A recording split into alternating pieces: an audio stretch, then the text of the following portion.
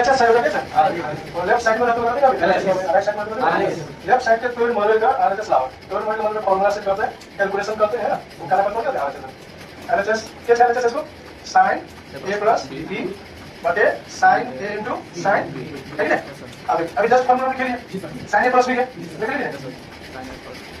लिख लिए पढ़ लीजिए a b यहां प्लस है प्लस a b ऐसे sin cos काम लगे ना एक बार sin a into sin b ठीक है ये sin a into sin b जो है इसे यहां नीचे प्लस है तो ये जो टर्म है इसे एक रो ले लो एक रो ले इसका दोनों को सेपरेट कर दो है ना कर दे sin a into cos b बटे sin a into sin b plus cos a into sin b बटे sin a into sin b ठीक है sin a या sin a कैंसिल ठीक है यहाँ पर देखो कुछ कैंसिल होते हैं sin b या sin b कैंसिल यहाँ पता नहीं cos b by sin b बात करेंगे तो cos by sin का फॉर्मूला है cot तो अगर आपको cos b सही है b एंगल क्लिक करेंगे प्लस